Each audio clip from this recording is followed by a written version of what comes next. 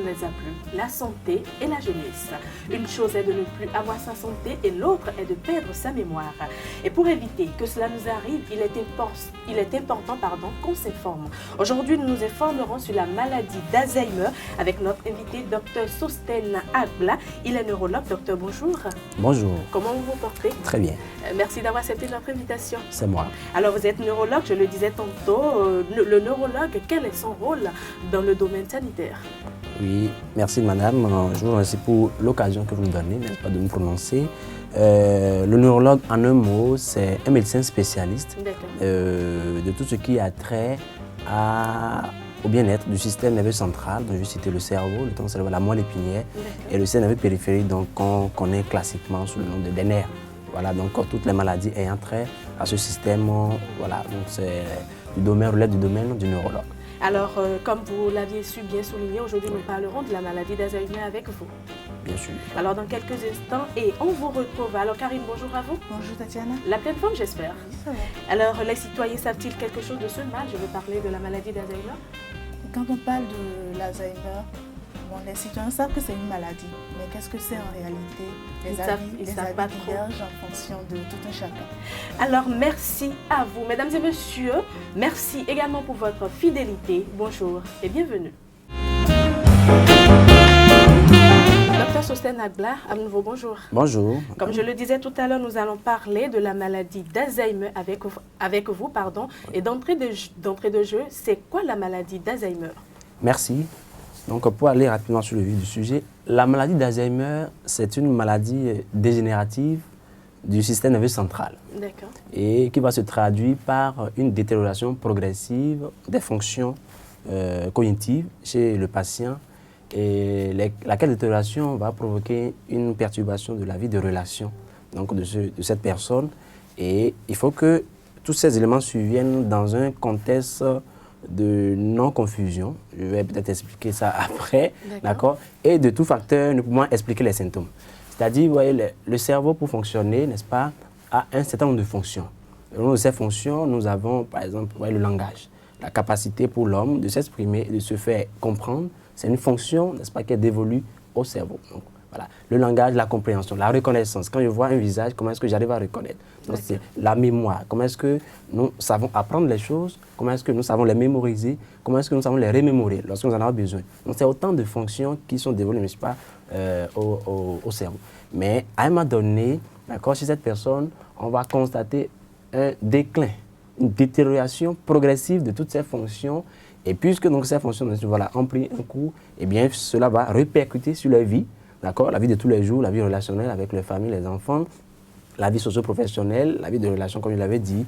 Et bien sûr, il faut en même temps le diagnostic parce qu'il y a d'autres maladies, n'est-ce pas, qui peuvent avoir les mêmes symptômes. Donc, il faut appeler la part des choses entre ces différentes maladies qui peuvent mimer, n'est-ce pas, ces symptômes et la maladie d'Alzheimer. Voilà ce que nous avons comme définition. Alors, dans votre définition tout à l'heure, vous aviez dit que c'est la capacité à pouvoir s'exprimer, la capacité à pouvoir reconnaître un autre visage. Est-ce que déjà, si j'ai un programme, je suppose, et au fil du jour, ou peut-être parce que j'ai d'autres soucis, j'arrive à oublier ce programme que j'ai ou ce rendez-vous, est-ce que ce sont déjà les symptômes de la maladie d'Alzheimer? Non, pas du tout. Pas du tout, parce que l'oubli même est un phénomène totalement physiologique. L'oubli est normal, d'accord? Il faut que nous perdions un certain nombre d'informations pour pouvoir en acquérir d'autres. Donc l'oubli est un phénomène physiologique. Mais ça devient pathologique inquiétant, surtout lorsque nous sommes dans le cadre de la maladie d'Alzheimer. Il y a le premier élément qui rentre en jeu, c'est d'abord l'âge. La maladie d'Alzheimer, ce n'est pas une maladie que nous avons à 25 ans, 30 ans, 40 ans. Classiquement, la maladie commence autour de 65 ans. Donc, c'est une maladie, donc, forcément, donc, des personnes de certain âge. Et donc, ce n'est pas parce qu'on a eu un phénomène épisodique, d'oubli ponctuel, que ça fait d'emblée penser à la maladie d'Alzheimer. Il faut le mettre dans un cadre nosologique bien donné pour pouvoir évoquer la maladie. On dit très souvent que c'est l'exception qui confirme la règle. Pardon. Est-ce qu'il n'y a pas des gens qui souffrent d'Alzheimer à l'âge de, en fait, à moins de 65 ans, comme vous l'aviez dit? Mais bien sûr, effectivement. Donc, il y a les formes familiales de cette maladie qui, effectivement, peut avoir une manifestation. Vous voulez dire que la maladie, elle est contagieuse ou héréditaire? Elle n'est pas contagieuse, mais elle est héréditaire. Enfin, il y a une notion d'hérédité. Donc, il y a un contexte génétique qui sous-tend l'expression de cette maladie. Et donc, dans certaines formes, comme vous le dites, on peut avoir une expression plus précoce de la maladie. D'accord? Parce que lorsque nous parlons en fait quand je parle en fait de la génétique, vous allez voir que cette maladie peut s'exprimer chez certaines personnes eu égard à un ensemble de manifestations ou de modifications qui peuvent survenir sur le plan génétique chez cette personne. D'accord? Des anomalies qui surviennent de certains chromosomes et qui sont cités beaucoup dans l'effort familial peuvent faire que, plutôt que la personne développe une maladie, donc, comme classiquement autour de 65 ans et plus, vous voyez, on a les symptômes plus précoces de cette maladie chez ces personnes, avec un contexte familial, bien sûr. Alors, comment se manifeste la maladie d'Alzheimer? Alors, les manifestations de la maladie d'Alzheimer, bien sûr, il faut le dire, là, je vais être un peu plus global, d'accord, parce que quand on parle de manifestations en médecine, on voit les signes. Quels sont les signes de la maladie et les signes cliniques, et également les signes paracliniques. On va aller rapidement. Les signes cliniques sont très importants, puisque, comme nous l'avons dit, c'est un déclin, d'accord, une détérioration, n'est-ce pas, donc, du cerveau, enfin, je vais dire de l'encéphale, hein, d'accord, qui provoque la maladie. Et pour que les gens comprennent vraiment ce que nous disons, là, on fait un peu de simulacre. Ouais, le cerveau fonctionne avec des cellules. D'accord? Et lorsque nous prenons ces cellules, alors, il y en a deux sortes essentiellement. Ce qu'on appelle les neurones, qui sont des cellules vraiment spécifiques, spécialisées et qui sont très intelligentes.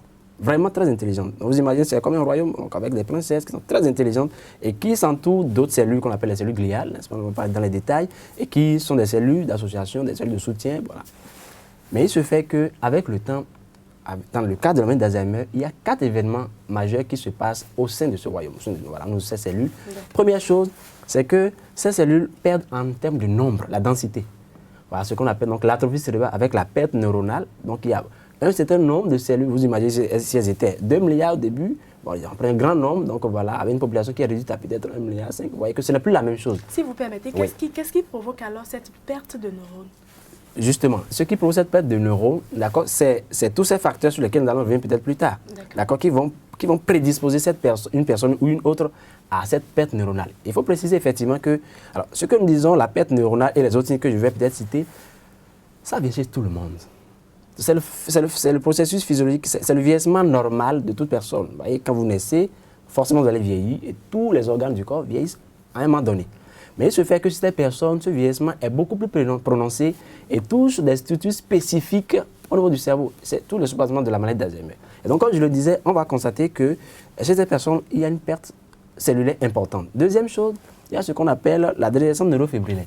C'est-à-dire au sein de ces cellules, donc au sein de ces cellules, il y a des dépôts anormaux de cellules, de protéines. Donc c'est un peu comme des déchets. Vous voyez? Donc déjà, elles sont en nombre réduit. Et deuxièmement, il y a donc des protéines anormales qui les envahissent. Donc ça perturbe énormément leurs fonctions. Et en plus de ça, il y a d'autres éléments. Il y a ce qu'on appelle les plaques soniques qui sont des protéines anormales qui pourrissent également leur environnement. Et finalement, il y a des anomalies également au niveau des vaisseaux, c'est-à-dire le sang. Je veux dire, le sang qui doit apporter les éléments nourriciers, n'est-ce pas, à ces cellules, il se fait qu'il y a des dépôts de substances anormales dans tous ces vaisseaux. Donc, quand tous ces éléments se mettent ensemble, comment ça va s'installer sur le plan clinique, parlant des signes, alors la personne commence par avoir d'abord les problèmes, les troubles de la mémoire, les troubles mnésiques. D'accord? Parce que, comme je le disais, ces lésions sont beaucoup plus accentuées à certaines parties du cerveau qui, en réalité, sont, qu'on appelle, je vais dire, les parties du cerveau qui sous-tendent le phénomène de la mémorisation. Donc, en l'occurrence, lorsqu'on parle de l'hippocampe au niveau du cerveau. Et donc, c'est des gens qui vont commencer par avoir les troubles de la mémoire, d'accord, et portant sur les faits récents. Vous voyez, vous dites quelque chose le matin, à midi, il se rappelle plus de cette chose, va dans la chambre, chercher quelque chose, l'a oublié, il ne rappelle pas de penser à un médicament, et c'est récurrent. Donc, ce n'est pas un épiphénomène isolé, non. Ça peut arriver à tout le monde d'avoir voilà, un trouble dans la mémoire.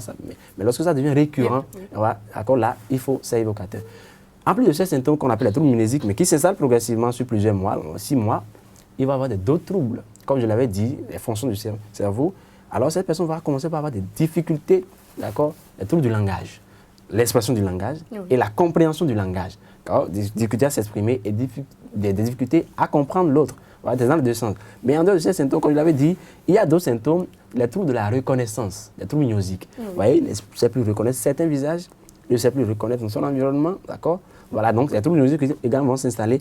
Et il y a un troisième signe qui est classiquement ce qui est dans la maladie d'Alzheimer, c'est des troubles de ce qu'on appelle de la réalisation gestuelle. Vous voyez, pour porter votre cravate, pour lasser les chaussures, vous voyez, il faut pouvoir faire, c'est un assemblage, n'est-ce pas, donc de mini-éléments, je veux dire, de mini-gestes, n'est-ce pas, qui concourent à une réalisation. Pour sortir une bûchette d'allumette, pour allumer une bougie, vous voyez.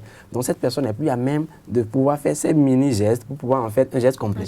Et voilà, donc classiquement, on va parler donc en dehors du syndrome, donc de trouble de la mémoire, il va développer ce qu'on appelle un syndrome aphaso-apraxo-agnosique. Aphaso, qui signifie langage, pour le trouble de langage, apraxo, le trouble de la réaction gestuelle, et agnosique pour le trouble de la reconnaissance. Voilà le syndrome classiquement dans le Alzheimer, ce que nous avons. Mais bien sûr, il y a d'autres symptômes qui peuvent être associés. Donc, c'est une personne qui peut montrer des signes d'agitation, d'agressivité, d'hypersexualité, d'accord, de confusion parfois. Donc, les symptômes qu'on a. Mais un mot, mais lorsque le médecin, n'est-ce pas, voit ces symptômes, nous avons donc des tests simples pour pouvoir questionner, d'accord, la mémoire donc approfondie, donc voilà, qu'on appelle le MMS ou le MMS, ce que vous voulez, qui questionne complètement donc les différentes fonctions du cerveau, d'accord, et c'est coté sur 30. Et à partir donc de cette cotation, on sait approximativement s'il y a un trouble cognitif, et puis ça aide au diagnostic. Et lorsqu'on l'a évoqué, bien sûr, il faut faire quelques examens, par exemple l'IRM cérébral, d'accord, avec centré sur donc voilà, lobe temporal. Et on va se rendre compte effectivement sur cette IRM que cette partie du cerveau qui s'occupe de la mémoire est complètement ratatinée, c'est complètement atrophiée, et donc comprend alors que la personne a des problèmes de mémoire. On va remarquer également sur cette IRM que la personne, le cerveau a vraiment vieilli, d'accord, le cerveau ratatiné, et il y a d'autres examens qu'on peut faire, d'accord. Il y a un bilan classique de troubles cognitifs que je ne vais pas forcément installer ici, mais un élément important, c'est que c'est la ponction lombaire, d'accord, qui consiste à piquer, d'accord, au niveau donc du dos de personne pour recueillir le liquide, qu'on appelle le liquide cérébrospinal. Et dans ce liquide, on peut rechercher les protéines dont j'avais parlé plus haut pour dire qu'il y a des protéines anormales qui ont sécrétées. Exact. Donc on peut aller rechercher ces protéines dans le SCL et mettre tous ces faisceaux d'arguments ensemble pour pouvoir assurer le diagnostic. Mais la maladie d'Alzheimer reste d'abord clinique. Dès que vous appliquez vraiment la définition, d'accord, vous avez votre diagnostic sans même avoir recours à tous ces examens. Alors, autant de signes cliniques, est-ce qu'il faut donc s'inquiéter quand il s'agit de la maladie d'Alzheimer? Il faut forcément s'inquiéter, oui. Parce qu'après, c'est une maladie, n'est-ce pas? D'accord. Il faut s'inquiéter parce que, comme je l'avais dit, c'est la répercussion de cette maladie sur la vie quotidienne de cette personne qui sont quand même suffisamment anxiogènes, voilà, et dramatiques. S'il faut s'inquiéter parce que c'est une maladie, alors peut-on la prévenir? Oui, la prévention sous certains angles. D'accord, parce que lorsque nous parlons de prévention en médecine, c'est qu'il faut d'abord voir les causes, ce qui donne la maladie. D'accord? J'avais commencé déjà par le dire. La maladie d'Alzheimer, il y a effectivement une grande partie, n'est-ce pas, qui est un sous-bassement forcément génétique. D'accord? Vous allez voir les personnes que vous en avez souvent entendu parler. On parle de la trisomie 21, c'est une maladie génétique très bien. On a remarqué que chez ces personnes, déjà à 30 ans, elles présentent les mêmes anomalies qu'un sujet qui développe une maladie d'Alzheimer. Voilà. On a remarqué également qu'il y a d'autres anomalies génétiques, n'est-ce pas, qui surviennent au niveau du chromosome 21 et qui prédisposent une personne ou une autre à développer ces protéines anormales dont j'avais parlé. Et bien, on a également remarqué qu'il y a d'autres anomalies, il y a beaucoup de mutations génétiques qui constituent le sous-bassement de la... C'est donc complexe. Voilà. Donc, ce qui fait que, alors, sur un plan plus loin génétique, on ne peut pas parler vraiment de prévention. Parce que vous ne choisissez pas vos parents. Vous naissez, vous avez un patrimoine génétique avec lequel vous naissez, et vous ne pouvez rien, n'est-ce pas? Non, mais est-ce qu'il ne faut pas faire, est-ce qu'il n'est pas possible, de faire quelques analyses afin de pouvoir diagnostiquer cela à temps? Faire des analyses pour pouvoir diagnostiquer, on ne peut pas, on peut le dire de façon formelle comme ça. C'est pas comme quand je prends par exemple la maladie de la drépanocytose, on sait que lorsque vous mettez deux personnes SS ou AS ensemble, il y a la possibilité, selon les règles de Mendélienne, de toute la génétique, pour pouvoir approximativement calculer la proportion d'enfants qu'on peut... Non, ce n'est pas forcément la même chose. Parce que ce n'est pas des étiologies directes, c'est des facteurs de risque. Vous voyez? Et donc, vous pouvez avoir des parents qui ont développé l'Alzheimer et avoir des enfants qui peuvent ne pas développer la maladie. Donc, il n'y a pas forcément... Voilà. Donc, on sait que lorsque vous avez des parents de premier degré, peut-être qui ont développé la maladie, vous êtes prédisposé. Mais ça ne veut pas forcément dire que vous pouvez la faire. Mais ce qu'il faut retenir, justement, pour votre question qui me semble quand même intéressante, c'est qu'il n'y a pas que le côté génétique. Il est constaté également que des personnes qui ont fait beaucoup d'épisodes dépressifs dans leur vie, dans la dépression, d'accord, sont prédisposées à développer la maladie d'Alzheimer. Et de même pour des gens qui ont souffert de troubles psychiatriques majeurs, chroniques, n'est-ce pas, peuvent développer la maladie d'Alzheimer. Même chose pour les gens qui ont été exposés à des traumatismes crâniens. D'accord, traumatismes crâniens, donc plusieurs traumatismes crâniens. On peut développer la maladie d'Alzheimer. Et bien sûr, il a également noté que des personnes, n'est-ce pas, qui ont travaillé, qui dans l'exercice de leur fonction ont été exposées donc, à certains problèmes, l'aluminium, du plomb, n'est-ce pas, peuvent développer la maladie. Donc, la prévention va beaucoup plus s'orienter sur ces aspects-là qui sont contrôlables. Le traumatisme crânien, vous mettez vos casques quand vous êtes à moto, ceinture, quand vous volant, n'est-ce pas? Avoir de bonnes habitudes. Voilà, si c'est pour ce qui concerne voilà, les sites des professions, si vous travaillez dans une industrie où vous êtes appelé à vous exposer à ces métaux, prenez des précautions, le kit de protection. Donc la prévention va s'orienter beaucoup plus sur ces cas-là. Mais pour le côté génétique, c'est un peu difficile à comment le faire. Voilà. Un peu difficile à le faire. Alors, docteur, Karine a tendu son micro à quelques citoyens afin de savoir si ces derniers sont informés de ce mal, Karine. Oui, nous avons sillonné les rues de Cotonou, nous avons interrogé quelques populations sur ce qu'ils pensent et ce qu'ils savent surtout de la maladie d'Alzheimer. Suivons ensemble ce qu'ils en pensent. Mesdames et messieurs, aujourd'hui nous nous intéressons à la maladie d'Alzheimer, cette maladie qui touche généralement les personnes du 3e âge. Que pensent les populations de la maladie d'Alzheimer? Je vous propose d'aller leur demander. La maladie d'Alzheimer, pour ce que je pense, c'est une maladie qui est liée un peu au cerveau, à la mémoire. La personne qui est atteinte de cette maladie a des troubles.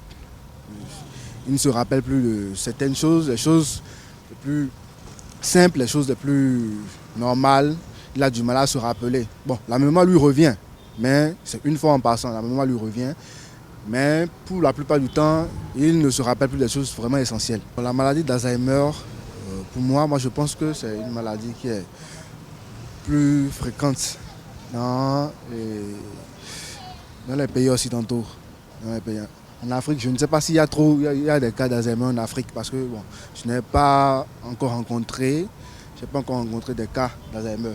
La maladie d'Alzheimer, j'entends parler beaucoup dans des pays aussi et surtout sur Facebook aussi. C'est une maladie très très dangereuse qui attaque beaucoup d'enfants aujourd'hui et les vieux et les vieilles aussi, tout ça. En fait, à part ça, moi, je n'ai aucune information sur ça encore. L'Alzheimer, moi, j'ai eu l'habitude de voir ça à la télévision, dans les films. Moi, je peux définir ça comme la perte de mémoire à un certain âge. Quand la personne a, par exemple, 60 ans, 70 ans, mais ici en Afrique, on ne calcule pas ça. Le vieux peut tomber malade, quand il vient, il ne reconnaît pas son enfant. Bon, on prend ça comme quelque chose de normal. Parce qu'en temps, il va retrouver la mémoire, après il va perdre la mémoire. Ben, on prend ça comme quelque chose de normal. Initialement découvert par le médecin psychiatre Alois Alzheimer, la maladie d'Alzheimer qui porte le nom de cet homme est une maladie qui détruit la mémoire et d'autres fonctions mentales très importantes. Mais je vous laisse découvrir la suite avec notre invité. Quelle est l'espérance de vie d'une personne qui souffre par exemple de la maladie d'Alzheimer? Alors, merci.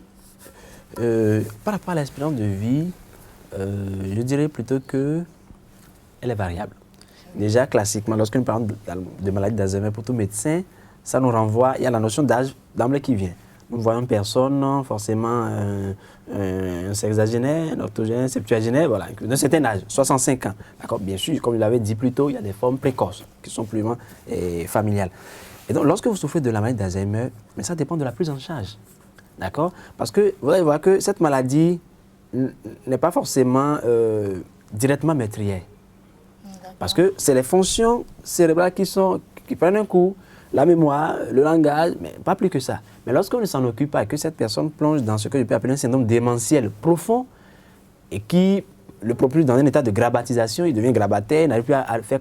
Alors c'est là que d'autres complications peuvent survenir, n'est-ce pas? Et bien sûr provoquer éventuellement, écourter sa vie, si un peu m'exprimer. Ou si cette personne, en plus de cette maladie, a d'autres facteurs. D'accord, hypertension artérielle, un diabète ou d'autres maladies associées, voilà, ça peut modifier, d'accord, voilà, écouter ou allonger plus ou moins, n'est-ce pas, son espérance de vie. Sinon, la maladie en elle-même, d'accord, lorsque on sait la reconnaître et on sait l'accompagner, n'est pas forcément directement meurtrière. Mais avec l'âge, si on ne s'en occupe pas, ça vous plonge dans un syndrome démentiel profond, on ne reconnaît plus personne, les grabataires ne bougent plus, et là, il est exposé à toutes sortes de maladies, infections pulmonaires, infections rénales, infections urinaires, je veux dire, et d'autres maladies liées à la grabatisation. Donc on ne peut pas mourir directement de la maladie d'Alzheimer? Non, à première vue, puisque ce n'est pas infectieux, voilà, c'est les fonctions, les performances cérébrales qui sont essentiellement touchées. Voilà, la mémoire, c'est d'abord ça, et puis le reste. Donc, on ne peut pas mourir directement de la maladie d'Alzheimer, comme vous étiez en train de le dire tout à l'heure. Est-ce qu'il y a des cas constater des cas de cette maladie au Bénin ici? Oui, il y a quelques cas sporadiques, comme si je peux ainsi m'exprimer.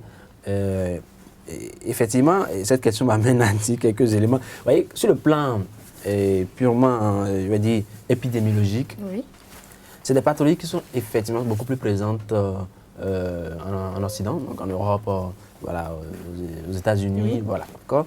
C'est vrai que en Afrique, quand je me réfère donc à quelques chiffres statistiques de l'OMS récents, d'accord, on se rend compte qu'il y a quand même une faible proportion. En fait, il y a une petite concentration quand même en Afrique, d'accord. Et donc nous avons quelques cas sporadiques de cette maladie, mais ce n'est pas des maladies qui sont forcément très fréquentes chez nous, voilà.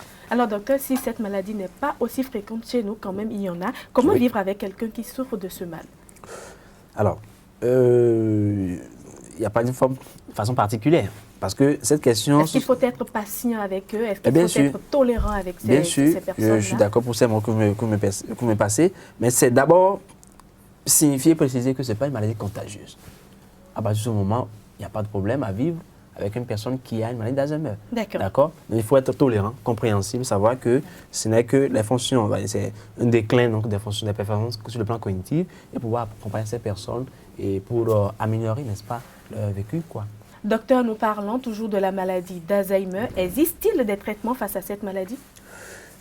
Oui, il y a forcément des traitements concernant cette maladie, mais ces traitements sont beaucoup plus des traitements d'accompagnement. Donc, il n'y a pas de traitement pour éradiquer donc, la maladie d'Alzheimer. Lorsque donc, les détériorations, lorsque donc, les anomalies dont nous venons parler donc, sur le plan anatomopathologique sont produites, donc, il n'y a vraiment rien, n'est-ce pas, pour pouvoir donc, les éradiquer. Mais il y a des médicaments, n'est-ce pas, qu'on peut prescrire pour accompagner. Parce que lorsque cela se produit et que donc, le cerveau, d'accord, est le siège désormais de toutes ces anomalies, il se fait que les neurotransmetteurs qu'utilise même le cerveau pour son fonctionnement baissent. Voilà. Et donc, ce traitement va consister à apporter ces neurotransmetteurs pour faciliter donc, la vie de cette personne. Voilà. Il y a quelques molécules que nous avons ici, bien sûr, à côté de nous. C'est-à-dire qu'on ne guérit pas totalement de ce mal? Non. D'accord. Des conseils à donner pour finir? Oui, les conseils à donner, la première chose, c'est que lorsque vous avez une personne, n'est-ce pas, qui commence par se plaindre, d'accord, de troubles de la mémoire, ou lorsque vous remarquez qu'un parent à vous, donc un ami proche, n'est-ce pas, commence par avoir des problèmes de mémoire qui sont récurrents, il faut forcément consulter un neurologue. D'accord. D'abord, ça dépend si vous n'êtes pas dans une zone où il y a des neurologues, mais voyez déjà un médecin, n'est-ce pas, pour faire la part des choses, pour questionner, pour voir les antécédents, pour mettre tout ça dans un ensemble donné, pour pouvoir orienter, n'est-ce pas, la prise en charge. Et lorsque c'est fait et qu'on en vient éventuellement à poser le diagnostic de la maladie d'Alzheimer, ce n'est pas une fin en soi. Il y a bien de molécules aujourd'hui qui permettent quand même d'améliorer le quotidien de ces personnes. Et comme vous l'avez dit un peu plus tôt, il faut que la famille soit vraiment tolérante, compréhensible, savoir que ça peut venir à tout le monde. Pourquoi il disait que voilà, tout le monde peut développer. Voilà, d'accord, sur le plan génétique, on ne connaît pas forcément toutes les mutations qu'il y a eu en votre sein, d'accord. Et donc il faut pouvoir les accompagner, être compréhensible avec ces personnes et ensemble avec le médecin pouvoir mettre une ligne thérapeutique pour le suivi et ne pas, bon bien sûr, je sais que ce n'est pas très souvent fréquent chez nous, mais ça peut arriver, d'accord, l'abandon des personnes à leur profession et ils plongent dans un syndrome démentiel, ils sont grabataires, ils sont livrés à eux-mêmes et finalement c'est la mort qui s'ensuit. Merci à vous, docteur Karine Amon. Oui, comme le docteur l'a déjà dit, il faut, quand on commence à sentir des signes, il faut consulter, c'est important. Il faut consulter quand on commence à sentir des signes cliniques. Docteur, votre mot de fin? Mon mot de fin, d'abord, c'est de vous remercier. De vous remercier, n'est-ce pas, pour le plateau que vous nous offrez, pour nous exprimer par rapport à cette maladie, quoique pas très, très fréquente chez nous. Mais bien sûr, il y en a, comme vous l'avez dit, nous avons quelques cas sporadiques, mais c'est important de le dire parce que pour nous autres médecins, c'est une occasion, n'est-ce pas, en même temps, parce que lorsque les personnes viendront pour les problèmes de mémoire, mais ça nous permet également de faire le diagnostic différentiel par rapport à cette maladie, c'est-à-dire de voir en même temps s'il n'y a pas d'autres pathologies sous-jacentes qui peuvent voir la selle. Voilà. Donc, c'est une raison pour cela. Et comme nous l'avons dit, il faut vraiment insister sur les quelques moyens de prévention que nous pouvons avoir. D'accord? Lorsque vous êtes dans une entreprise, s'il y a des règles d'hygiène, des règles de protection, il faut les respecter simplement. Sur nos axes routiers, nous invitons les jeunes, toute personne, n'est-ce pas, à avoir de bonnes habitudes, n'est-ce pas, pour éviter les microtraumatismes, éviter toute situation dépressive ou anxiogène dans sa vie. Voilà. Merci à vous, Dr Soustelle Incla. Mesdames et messieurs, c'est déjà la fin de cette émission que je vous remercie d'avoir suivi. D'ici là, portez-vous bien. Au revoir.